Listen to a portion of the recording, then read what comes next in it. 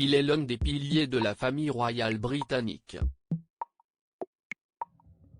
Prince consort du Royaume-Uni depuis le 6 février 1952, jour d'accession de sa femme Élisabeth II au trône d'Angleterre, le duc d'Édimbourg voit peu à peu sa santé décliner.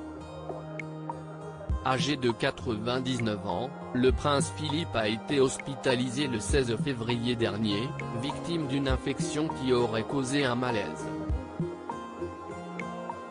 Mais bien que Buckingham Palace assure que l'hospitalisation du duc serait une mesure de précaution sur conseil du médecin de son Altesse royale, les Britanniques s'inquiètent de voir leur prince ainsi diminué.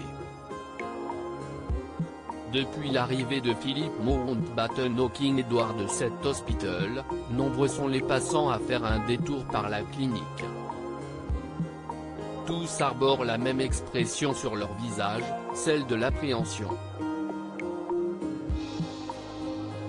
Si est préoccupant car vu son âge, il est très fragile. On se réjouit de fêter le jubilé de la reine l'année prochain, ce serait tellement dommage s'il n'était plus là pour y assister, confie une Anglaise à nos confrères d'Europe 1.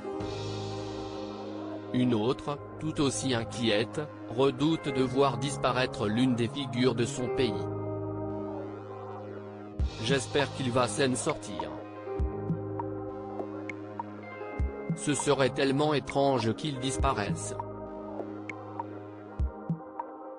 Je n'ai jamais connu que lui avec la reine à la tête de la monarchie, affirme-t-elle. Une hospitalisation prolongée pour le prince Philippe. Malheureusement, le prince ne devrait pas quitter l'hôpital avant au moins quelques jours. Si est en tout cas ce qu'a laissé savoir le palais de Buckingham, dans un communiqué rendu public ce 23 février. Le duc d'Édimbourg demeure à l'hôpital King Edward VII où il reçoit les soins des médecins pour une infection, peut-on lire dans le communiqué. Il répond au traitement, mais ne devrait pas quitter l'hôpital avant plusieurs jours. Si l'on en croit néanmoins le prince Edward, qui a rendu visite à son père il y a quelques jours, l'état de santé du prince Philippe prendrait un tournant encourageant. Il a hâte de sortir, si est ce qui est le plus positif, a déclaré le comte de Wessex au micro de Sky News. Il faudra toutefois patienter encore un peu pour en avoir le cœur net, et pour que les Britanniques puissent enfin souffler.